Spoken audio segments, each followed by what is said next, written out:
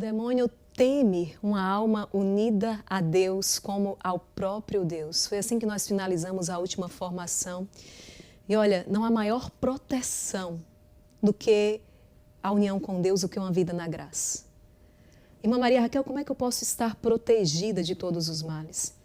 Como é que eu posso estar protegida de tantas situações?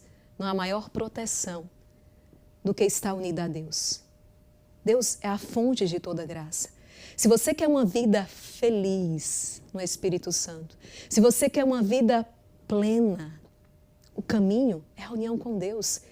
E é por isso que você está aqui, é por isso que nós estamos aqui nesse caminho, nesse retiro quaresmal. Seja bem-vindo à 5ª formação, nesta jornada espiritual com base no livro Castelo Interior de Santa Teresa e, claro, com base no livro Imitação de Cristo, que foi o livro escolhido para a meditação nessa quaresma da igreja desse ano de 2026. Então, se você perdeu alguma das formações, volta aí, mas vamos agora para essa 5ª formação. Onde é que nós estamos? Estamos ali na primeira morada, como diz Santa Teresa em sua obra O Castelo Interior. É o início, essa busca de Deus. E a alma é chamada a progredir. Quantas pessoas que fazem aquela experiência inicial, dão os primeiros passos, mas não avançam, elas permanecem ali. E Deus nos chama a um progresso espiritual. A gente procura progredir em tanta coisa, não é verdade? E por que nessa união com Deus, nessa busca de Deus, nós não procuramos progredir? É claro que dizemos assim, tudo é graça, e é mesmo.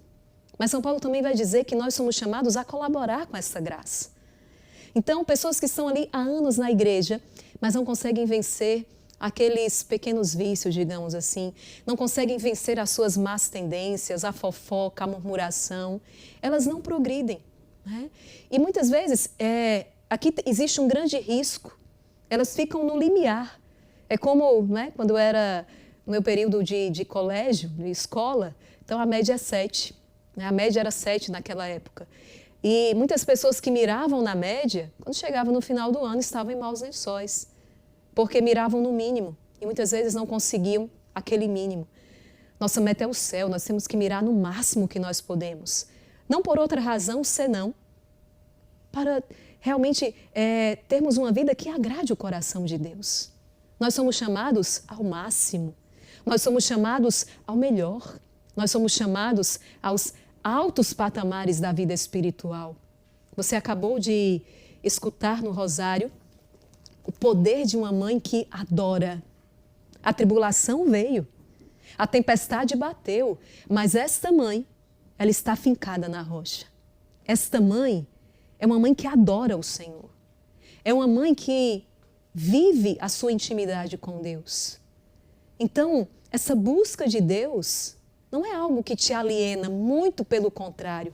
Quando você tem uma busca sincera e autêntica, uma busca de Deus sincera e autêntica, você é aquela pessoa, como nós falamos em cada Santa Missa, o coração está no alto e os pés são muito bem fincados na terra. Por isso que os santos são pessoas que, à frente do seu tempo, revolucionam, transformam este mundo. São pessoas que, de fato, iluminam, são pessoas que incendeiam, são pessoas que colaboram com todos aqueles que estão ao seu redor. E é isso que acontece e acontecerá na sua vida, quando você colocar como prioridade esta meta, a minha união com Deus. Você vai sentir esse avanço e esta, digamos assim, esta melhoria, me permito usar essa palavra, em todas as áreas da tua vida. Por quê? Porque finalmente você está partindo da base, do fundamento. Você não está invertendo a ordem das coisas. Então, nessa primeira morada, nós já passamos ali por muitas dificuldades pelas quais a alma passa, que você passa, como a tentação ao desânimo, como a tentação de permanecer na superficialidade, não é? Uma fé que muitas vezes se confunde com um sentimento, com uma emoção, onde a sua vontade fica ali enfraquecida ainda ao sabor daquilo que hoje você sente, amanhã você não sente. E hoje nós queremos vencer mais um grande desafio dessa primeira morada, que é exatamente a tendência de ficar observando o pecado alheio. Talvez você já passou ou passa por esta tentação. Isso é muito perigoso. Nós vivemos um tempo de muita comparação. Porque fulano, eu moro em comunidade, nós somos em torno de 150 pessoas aqui. E se você pedir que eu enumere um mal, um dos males que eu acredito e que é terrível é o mal da comparação. Eu posso, claro, olhar para um santo e ele me inspirar, mas na maioria das vezes a gente passa a régua por baixo. E a gente vai se comparando e muitas vezes se compara ao pior que nós poderíamos comparar. Ou até comparamos, mas sem um conhecimento daquela realidade. Porque fulano pode isso, por que eu também não posso? Embora nós sejamos iguais em dignidade, nós somos diferentes. Nós somos diferentes e Deus conduz cada alma de uma maneira completamente diferente, até para nos conduzir a uma igualdade. Você que tem 3, 4, 5 filhos, sabe que para formá-los você precisa considerar a peculiaridade de cada um. Aquilo que, às vezes, você é mais brando com um, porque ele é mais dócil. E você precisa ser mais enérgico com o outro, porque ele é indócil. Enfim, e com sabedoria, com discernimento, você vai conduzindo. Então, Santa Teresa vai dizer cuidado.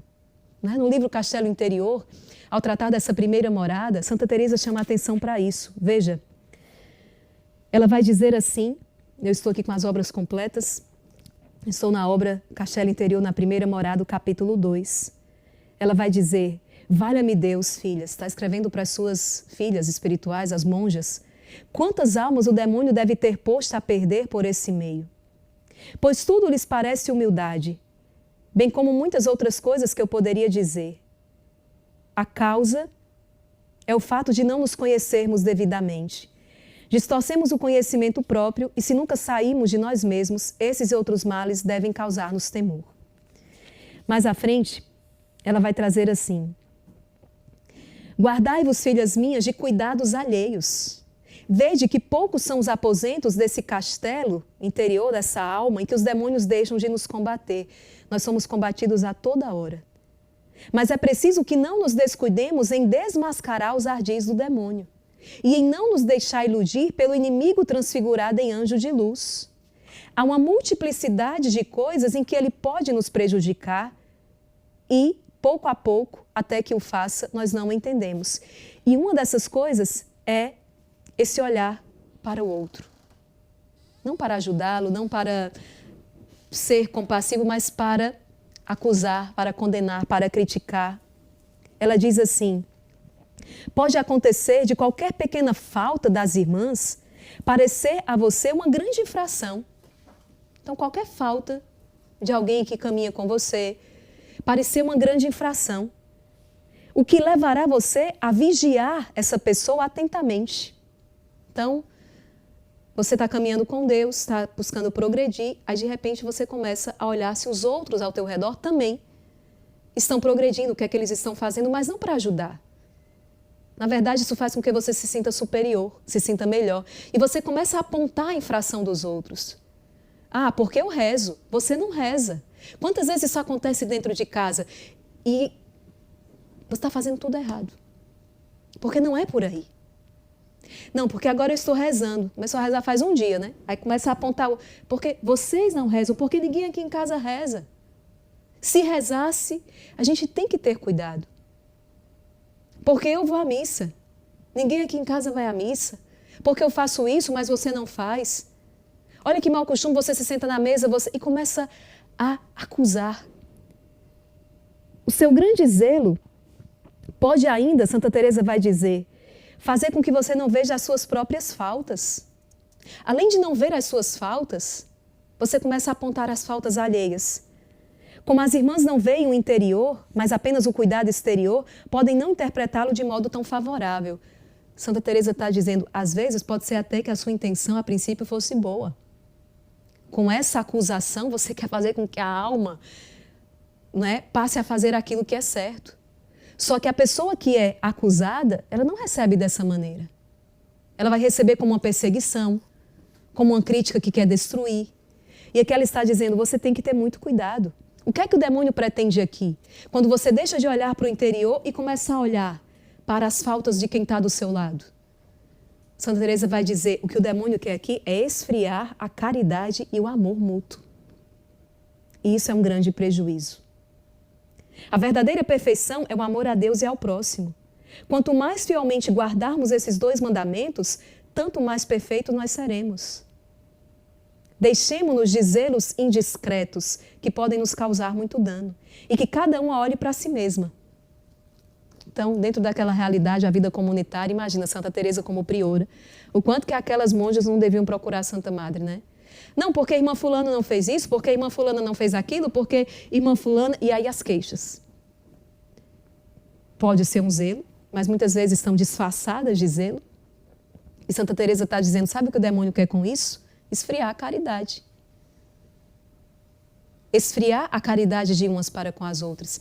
Em um outro ponto das suas obras, Santa Teresa vai dizer, as virtudes que você não vê no seu irmão, se Deus permitiu que você percebesse isso, é porque Ele quer ver aquelas virtudes que faltam no seu irmão, Ele quer ver em você. Foi a única razão pela qual Ele deixou você perceber a falta de virtude dele ou dela.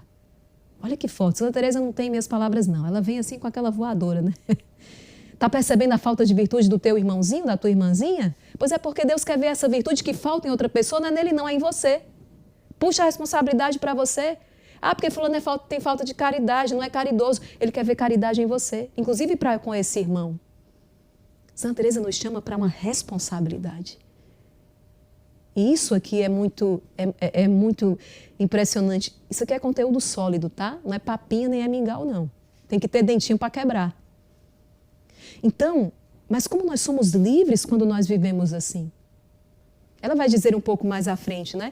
Mas então quando que por zelo ao meu irmão, a uma pessoa, eu devo falar? Ela diz, você precisa saber como falar e a quem falar.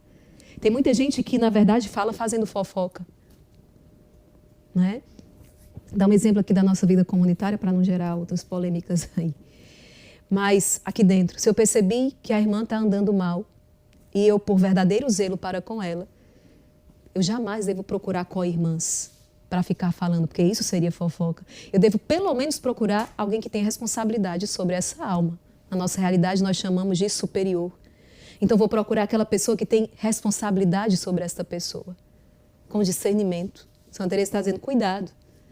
Cuidado com as artimanhas do maligno. Como, por exemplo, de repente, um padre de quem eu estou ali próximo, eu começo a ver algo que, muitas vezes eu preciso procurar alguém que está acima, que pode ajudar este sacerdote.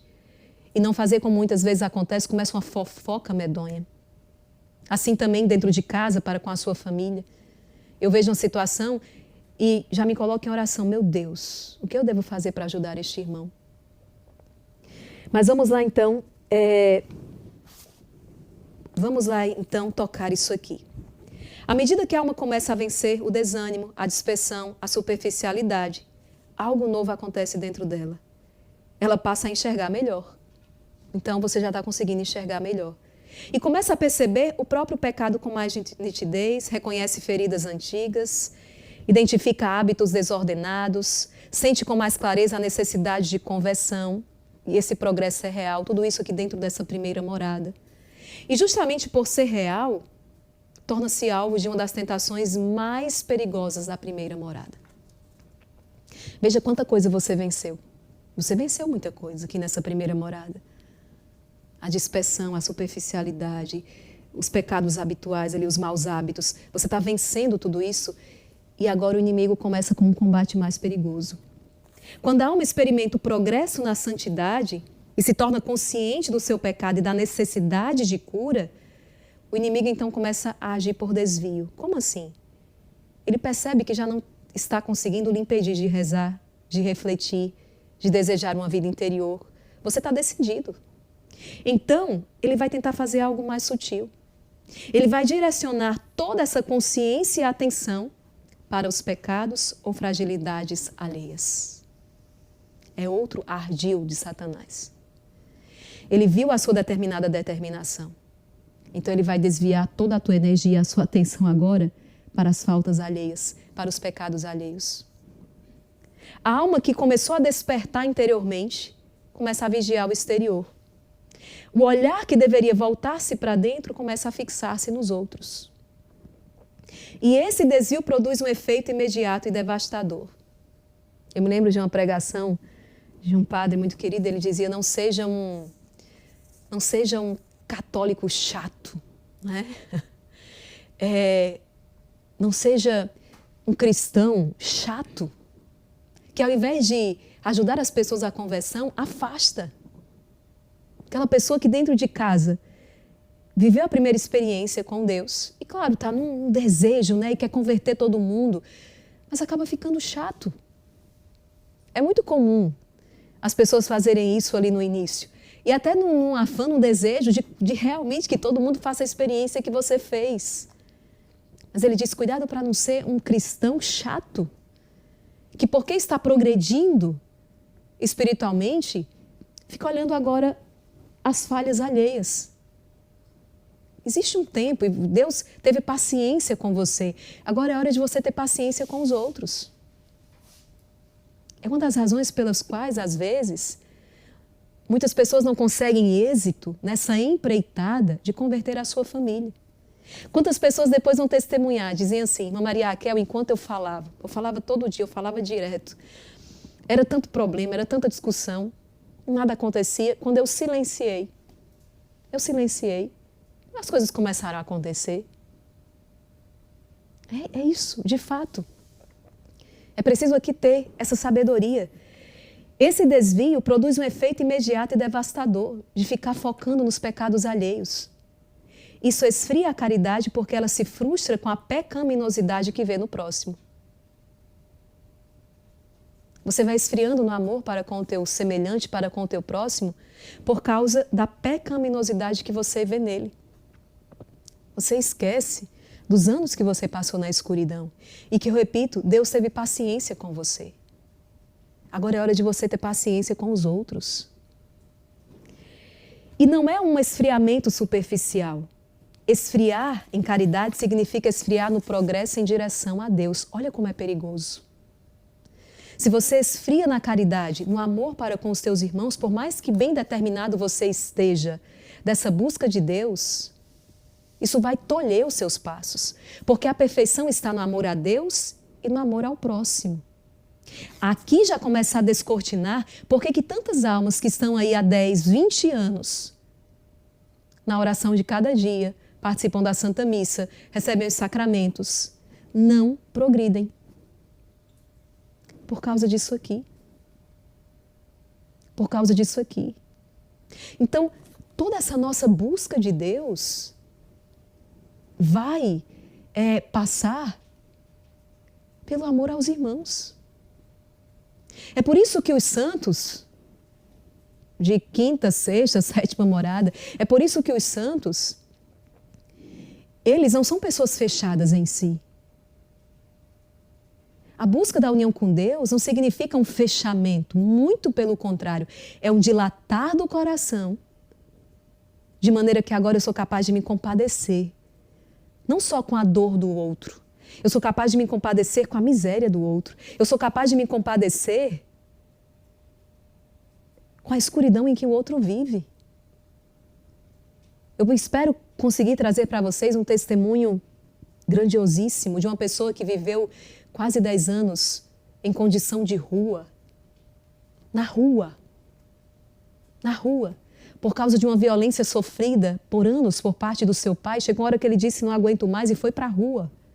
E viveu como morador em condição de rua. Quase 10 anos da sua vida. E onde foi que a transformação aconteceu? Ele diz que a maior dor dos anos que passou na rua era a indiferença das pessoas. Palavras dele, você não existe. As pessoas passam de um lado e para o outro, mas elas não te veem. E se elas chegarem a te ver, é para te evitar, para atravessar a calçada. Por causa do seu mau cheiro, por causa das suas roupas rasgadas e sujas, elas têm medo. E ele, nessa condição de rua, por causa de uma violência sofrida por parte do pai, caiu na rua, na drogadição. Diz que passou 8 meses sem tomar banho, entrava com a roupa do corpo no mar e saía. E foi nessa condição fétida que uma pessoa verdadeiramente de Deus passou na vida dele e transformou. Como? Sentou-se na frente dele. E claro, né, tomada pelo Espírito Santo, disse: posso te dar um abraço? E ele assustou-se. Depois de quase 10 anos na rua, aquilo nunca, nem a pessoa dirigia a palavra, quanto mais pediu um abraço, ele disse: não gosto dessas coisas, não. Não, mas sou eu que preciso de um abraço. Aquela pessoa, uma missionária, ela enxergava Jesus nele. Jesus sofredor. E muito sem jeito ali, acolheu aquele abraço e aquela missionária disse: vai acontecer amanhã uma feijoada. Você tomará banho, receberá roupas novas. Venha participar. E ele acolheu aquele chamado. Eu espero conseguir trazer este testemunho aqui. Por que eu estou dizendo isso? Aquela missionária, uma pessoa de Deus, foi capaz de se compadecer daquele irmão. E por causa disso, com o amor de Deus e que estava infundido em seu coração, ela liberta aquele homem. Libertou das drogas, libertou do álcool, curou as feridas daquele homem de uma vida tão difícil. É sobre isso que nós estamos falando. De homens e mulheres que progridem em Deus, que se unem a Deus de tal maneira que de fato transformam não só a si mesmos, mas a sua casa, a sua família. Por favor, não pare. Nós não podemos você não pode ficar de repente com uma condição, como naquela época se acusavam os fariseus, os mestres da lei, que pararam na exterioridade de um rito. Não é que o rito tivesse errado, mas eles pararam aí. Eu vou à missa todo dia, eu rezo todo dia, eu tenho as minhas práticas devocionais. Ótimo, continue, não pare. Não há nada de errado nisso. Mas é preciso dar um passo a mais. Eu, como religiosa consagrada, eu corro esse risco que você corre também. De repente ser uma mulher do rito. Passa aí o checklist aí. Fiz ofício divino, fiz rosário, fui à missa, fiz adoração. Mas cadê a caridade? A interiorização desta fé? Cadê o teu coração? E Jesus perguntar, irmã Ariaquel, onde anda o teu coração? Por muitas vezes é isso que acontece com tantos sacerdotes, com tantos consagrados. E nós, no primeiro dia da quaresma, nós ouvimos ali na liturgia da palavra: rasgai os vossos corações e não as vossas vestes. Eu me dirijo para você também, pai e mãe de família, você que tem o seu ministério, você que participa do grupo de oração, você que vai à missa aos domingos. Deixa eu lhe dizer, Deus quer isso e Deus quer muito mais. Nós precisamos ir além. Nós precisamos, de fato, ser rostos de Jesus. Antes dessa mensagem chegar a você, já chegou a mim. Eu acolho como um presente do céu. Nós estamos aqui numa partilha, numa direção espiritual, e a perfeição se mede pelo amor, pela caridade. A alma pode continuar com práticas religiosas, pode manter certa vida moral, pode até falar em nome da verdade, mas já não avança, porque ela perdeu o eixo. Em vez de se deixar purificar por Deus, ela começa a gastar suas forças medindo, avaliando, interpretando, comparando. O foco nos pecados alheios quase sempre chega disfarçado de zelo. A alma pensa estar defendendo a justiça, a moral, a verdade, assim como acontecia com os fariseus na época de Jesus. E caíram em cima do Senhor quando ele fez uma cura em dia de sábado. Jesus fala, peraí, como é isso aqui? Se um animal de vocês tem sede, vocês vão lá e dão água. Agora, um filho de Abraão, um filho de Deus, não pode ser curado em dia de sábado? Que hipocrisia é essa? Vem disfarçado de zelo, zelo pela lei. A alma pensa estar defendendo a justiça, a moral, a verdade, mas aqui está o perigo. O santo zelo pode se corromper em fanatismo irado e amargo que acaba paralisando a alma. que acaba paralisando a alma. Em vez de se tornar mais humilde, a pessoa se torna mais dura. Meus queridos, o quanto isso aqui acontece? Você fez a experiência com Deus, você começou a rezar. Ao invés de se tornar mais humilde, você acabou se tornando uma pessoa dura. Em vez de ganhar recolhimento, ganha agitação, em vez de amar mais, passa a se consumir por indignações contínuas, por críticas, por impaciências, por tempestades interiores causadas não pela própria conversão, mas pelo pecado do mundo ao redor. Aquela pessoa que critica tudo e todos. Critica tudo e todos. Porque não é Jesus que é a verdade, ela é a verdade. Não é Jesus que é o caminho, ela é o caminho. Não é Jesus que é a vida, é ela que é a vida. Santa Teresa está dizendo, cuidado. Cuidado para você não se arrogar como se você fosse a régua. Eu repito, tenha paciência. E aqui, Maria Raquel, mas é ser conivente com o pecado, conivente com as situações. Quando aquela mulher foi pega em adultério, se Jesus tem o mesmo pensamento que você, ele vai descer a pé ali. Mas não. Cada situação, cada pessoa, para poder salvar aquela pessoa, para poder trazer aquela pessoa para a luz, a gente tem que ter sensibilidade. E Jesus vai, pelo contrário, vai olhar para aquela mulher e vai dizer, não te condeno. Vá em paz. Para depois ele dizer, não tornes a pecar. Entendeu? Jesus não fala assim, olha, é pecado, não peque mais. Aí depois Jesus diria, não te condeno, vá em paz. Não.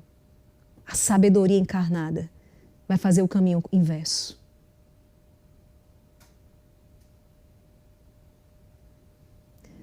Como me constrange o amor de Deus? Eu faço essa pergunta, você não se constrange com o amor de Deus também? Parece que Ele mais nos ama, tanto mais nos ama quanto nós menos merecemos. Por que aquele abraço constrangeu aquele homem que há 10 anos estava em condição de rua? Porque para ele, na consciência dele, ele dizia, eu não mereço esse abraço. Eu não sou digno deste abraço. Eu fiz tanta coisa errada, eu estou fedendo. E essa missionária vem me abraçar e aquilo constrangeu aquele homem de uma tal maneira que ele se abriu para conhecer um Deus que perdoa, um Deus que ama. É o exemplo daquela esposa que quando o marido chegava das suas muitas saídas para beber, queimado do sol, ela ia lá e passava pomada nas feridas dele. Muitos anos se passaram nesse caminho, nesse calvário, até que aquele homem se converteu verdadeiramente. Não foi assim com Santa Mônica para com seu filho? Não foi assim com Santa Rita de Cássia para com seu esposo? Para com os seus filhos? Irmã Maria Raquel, isso aí é difícil. Meu irmão, carnalmente falando, humanamente falando, eu não diria que é difícil, não. Eu diria que é impossível. Mas se a alma está unida a Deus, como Santa Rita, né? É possível. Amar quem aos nossos olhos, digamos assim, né, não mereceria, assim como nós também não. E aqui por isso que Santa Teresa vai dizer como o autoconhecimento, a humildade é tão importante. Então acontece algo ainda mais sutil. A alma que estava começando a entrar em si, a ter vida interior, ela volta a viver na superfície. Ela deixa de usar as situações exteriores como matéria de oração. Nossa, coitado, né? Aquela compaixão, né? Fulano, você vê a situação e você começa a raciocinar. Fulano está fazendo tudo errado. Minha Nossa Senhora, valei São José. E aí você leva aquilo para a oração. Você transforma aquilo em matéria de oração. Senhor, eu te entrego. Senhor, eu te peço. O meu rosário hoje é por esta pessoa. A minha adoração hoje é por ele. E aí você encontra um jeito. Certa vez, eu recebi um tratamento um tanto quanto estranho. E aí, a irmã Maria Raquel, a mulher velha, teria sido indiferente, teria talvez revidado, mas a irmã Maria Raquel, cheia do Espírito Santo, voltou lá e agradeceu. Disse muito obrigada, sabe? Era aquela violência, né? Mas no Espírito. Impressionante como isso desarmou aquela pessoa. Que fez, parece que, provocando, esperando uma reação. E aí quando você volta, e com essa delicadeza que só o Espírito Santo traz, você desarma aquela pessoa. Ela espera olho por olho, dente por dente, e você fala, não, eu vou fazer o que Jesus mandou, eu vou oferecer a outra face. Sabe por quê? Porque você já está em outro patamar da vida espiritual. Porque você já está numa intimidade com Deus que, de fato, você percebe o quanto aquilo ali é tão pequeno e o quanto, na verdade, aquela pessoa ela precisa de ajuda. E você, de fato, quer ajudar. E é preciso que você enxergue aquela pessoa em potencial, porque é assim que Deus nos enxerga. E aqui só com o olhar de Deus a gente consegue olhar para aquela pessoa, no exemplo que eu dei, que está em condição de rua, na drogadição, no álcool, na violência. Aquela missionária olhou para aquele homem e enxergou o que ele é em potencial. A resposta que ele poderia dar a Deus. E de fato, esse homem hoje é um missionário. Esse homem hoje prega e vive a palavra. Esse homem hoje cuida de muitas outras pessoas. Ela enxergou o que ele já era em potencial, como aquela semente que lançada à terra morre, fecunda e vira uma árvore frondosa. Quando você planta aquela semente, é porque você consegue enxergar o que ela é em potencial. Do contrário, a gente desprezaria aquela semente. Eu quero é uma árvore com fruta, eu não quero uma semente. Aí você joga fora. Você não consegue perceber que o que aquela semente é em potencial. Que para poder haver colher frutos, você vai precisar de paciência, você vai precisar de cuidado. Isso é extraordinário.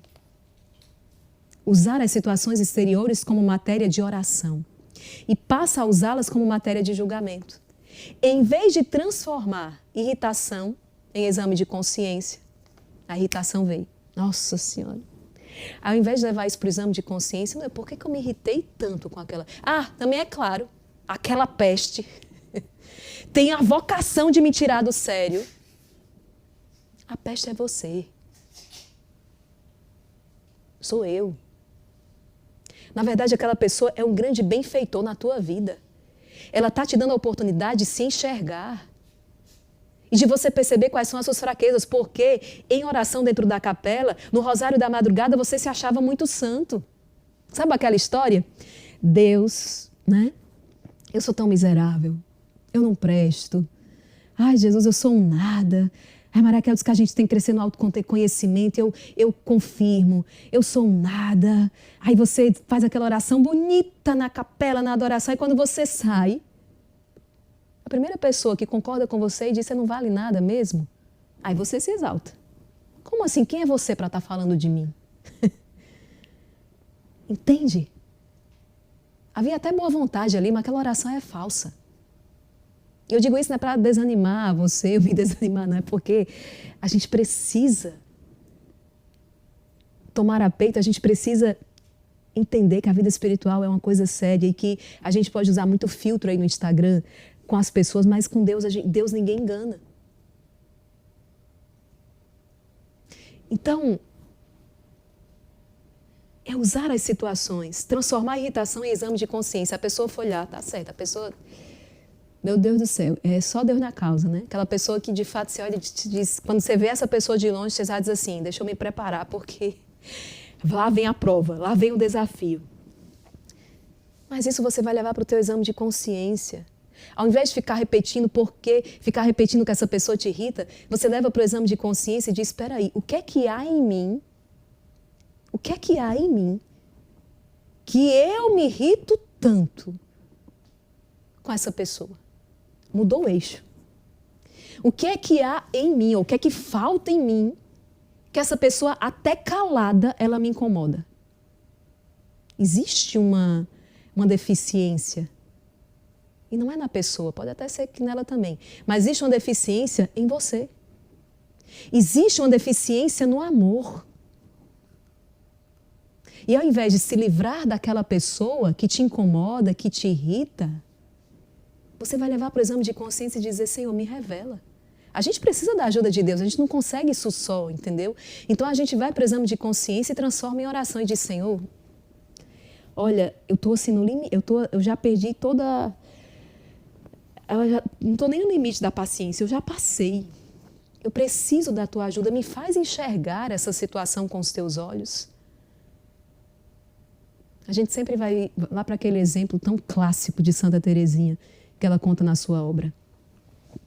A irmã que não era difícil não, era insuportável. Ninguém suportava aquela irmã.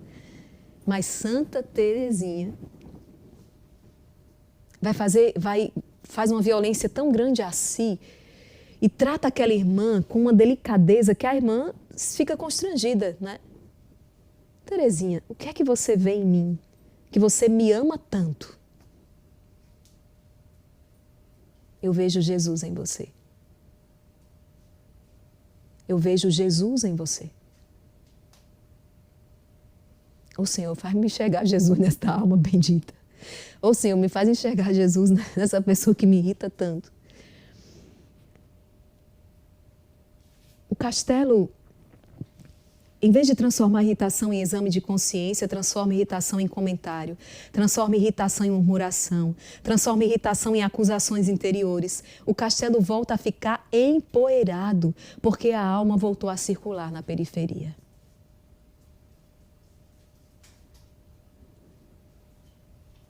Vencer essa batalha na primeira morada é aprender um movimento decisivo. Voltar sempre para dentro. Não para fechar-se, mas falávamos sobre isso, no egoísmo espiritual, mas para colocar cada coisa no seu lugar. Eu preciso resolver essa situação. Eu preciso me entender com a minha família. Ótimo. Mas ninguém vai conseguir isso sem antes se entender consigo mesmo. Você não vai conseguir resolver uma bagunça exterior sem antes resolver essa bagunça interior. E aqui você precisa de recolhimento, de silêncio, de solidão, de oração. Este exemplo que hoje eu trouxe, aqui vou ficar devendo para vocês, quero trazer essa pessoa, nosso querido Nivandro, né? Eu conheci esse testemunho há muito pouco tempo e me impactou muito.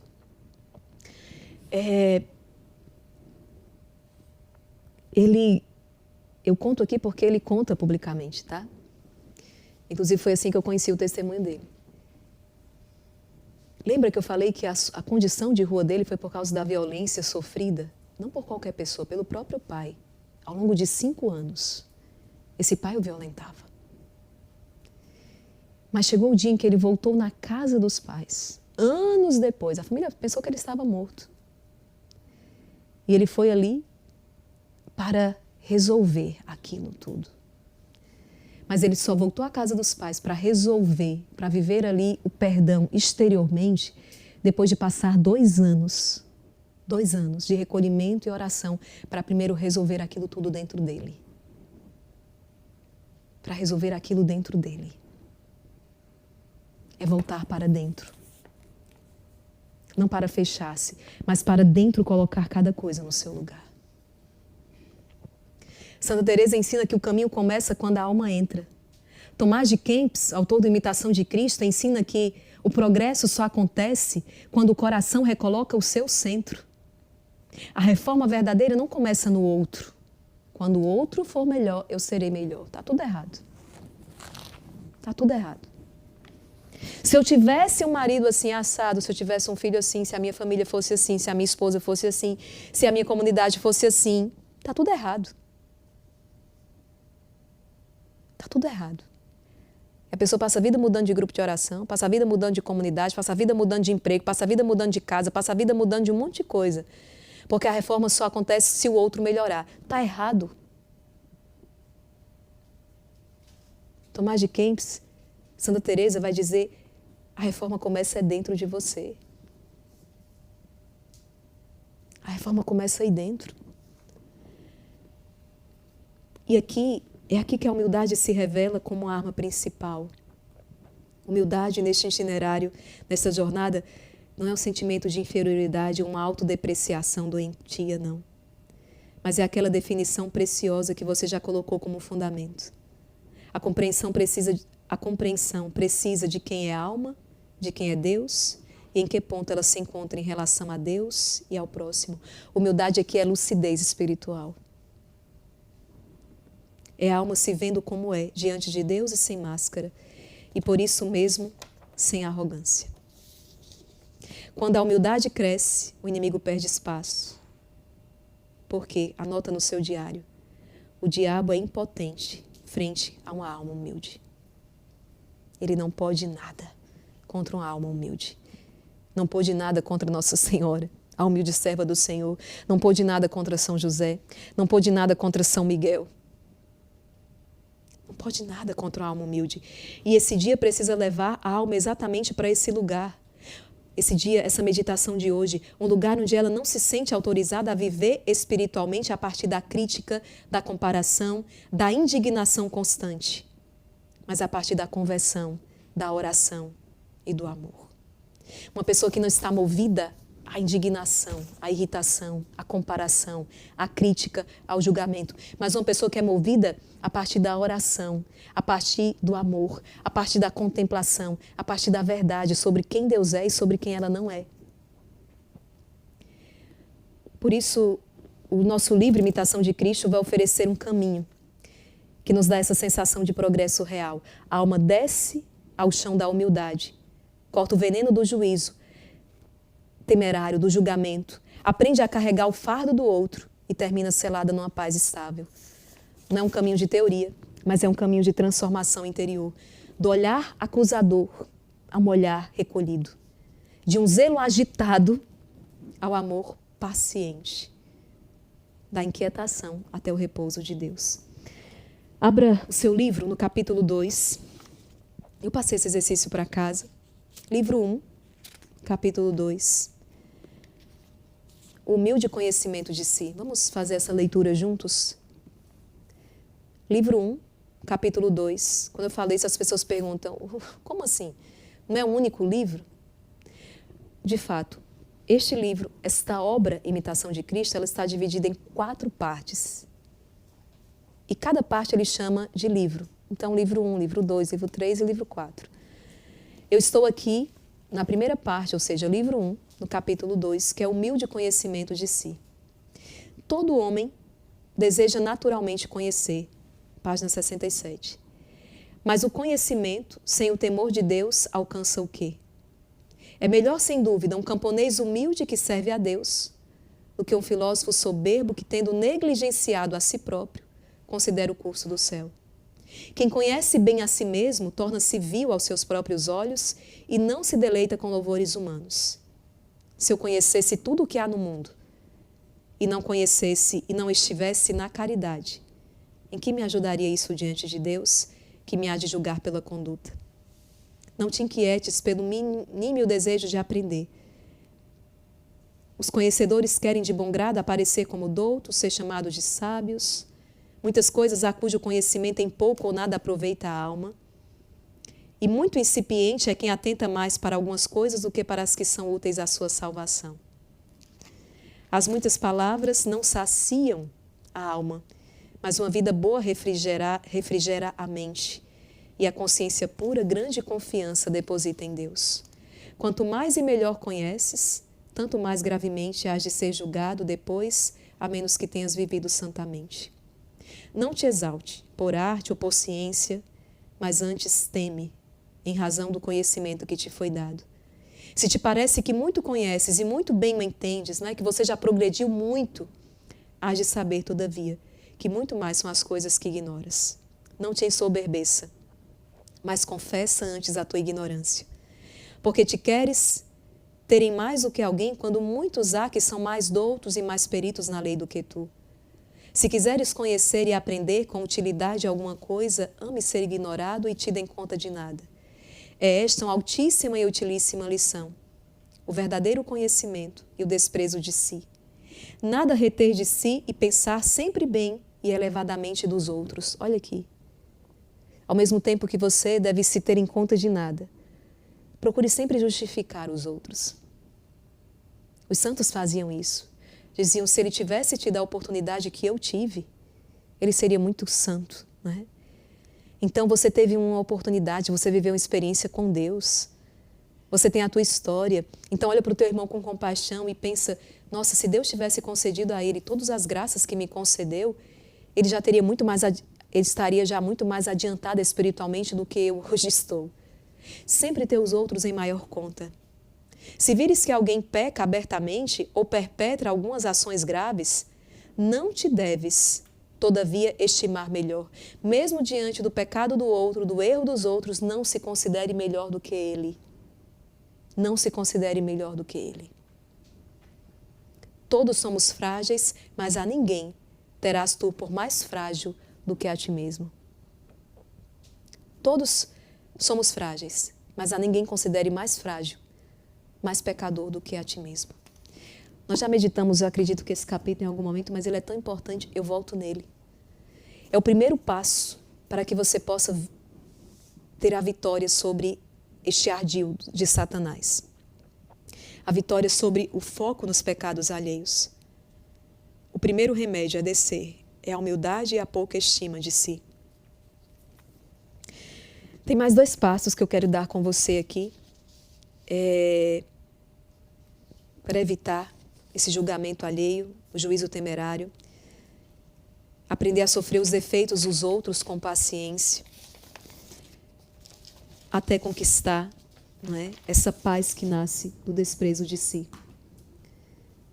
Vamos ver aqui, estamos nos 3 minutos finais. Abra o capítulo 14, agora, da sua obra, livro 1, capítulo 14. Aqui ele vai falar do juízo temerário, não é? Após descer a esse conhecimento de si, Kempis, ele vai nos colocar aqui nesse ponto. Volta os olhos para ti mesmo e cuida-te de julgar os atos dos outros. Quando julga os outros, em vão se esforça o homem, a miúde erra e facilmente peca. Quando a si mesmo julga e examina, pelo contrário, sempre trabalha com fruto. Eu vou repetir. Volta os olhos para ti e cuida-te de julgar os atos de outros.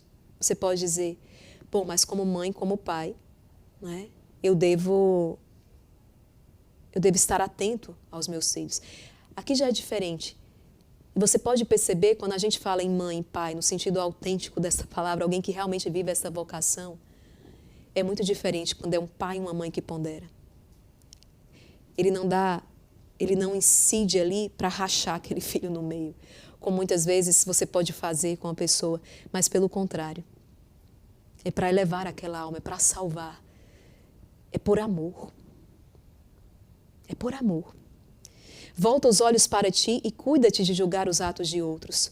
Quando julga os outros, em vão se esforça o homem. Erra e facilmente peca. Quando a si mesmo julga e examina, pelo contrário, sempre trabalha com fruto. Tal como nos parece a coisa ao coração, assim julgamos com frequência a seu respeito. Em razão de um amor particular com efeito, corrompemos facilmente um juízo verdadeiro. Né? Para os outros é a lei, né? Mas quando é alguém querido, é a misericórdia. Mas quando é para os outros, é o rigor da lei. Em razão de um amor particular, corrompemos facilmente um juízo verdadeiro. Toda situação tem 2 lados. E você acaba sempre tendendo para um lado e julgando o outro com severidade. Se Deus fosse sempre a pura intenção do nosso desejo, não nos veríamos tão facilmente perturbados por causa da resistência da nossa maneira de pensar. Mas algo se oculta sempre dentro de nós ou ainda concorre de fora que igualmente nos atrai. Muitos há que ocultamente se buscam a si mesmo nas coisas que fazem e não sabem. Parece que estão em boa paz quando as coisas se fazem de acordo com o seu querer. Mas quando algo diferente do que desejam se faz, rapidamente se inquietam e põem-se tristes.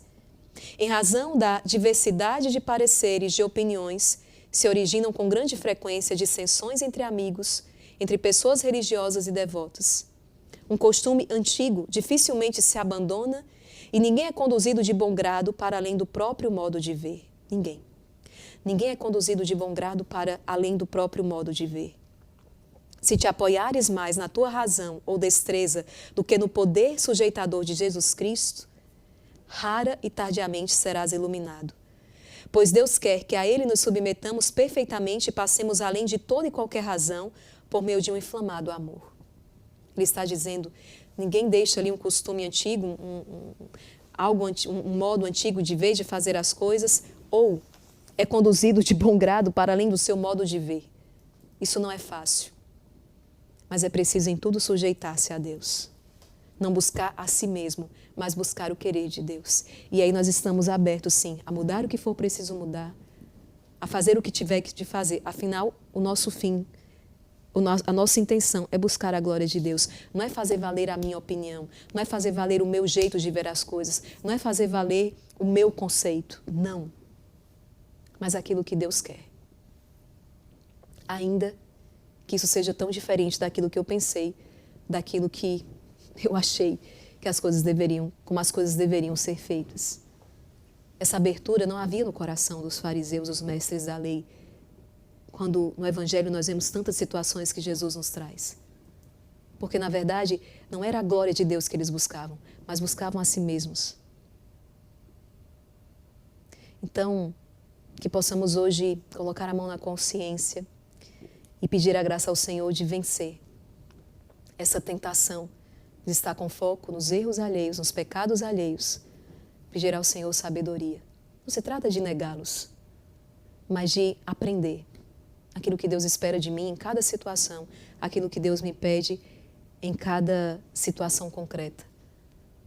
E não sair, e não abandonar esse olhar voltado para o mais íntimo, onde Deus habita, onde é que eu estou em comunhão com o Senhor, onde é que eu falo com Deus e por isso posso ser então alguém melhor para os meus irmãos e de fato ser útil num caminho de conversão para cada um daqueles que Deus me confia.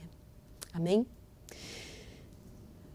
Não detenham no passo, amanhã nós vamos continuar nessa jornada na primeira morada e eu tenho certeza que muitos frutos virão, progresso espiritual verdadeiramente acontecerá com muita humildade, com desprezo de si, como diz Tomás de Kempis. Deus abençoe você e até o nosso próximo encontro, se Deus quiser.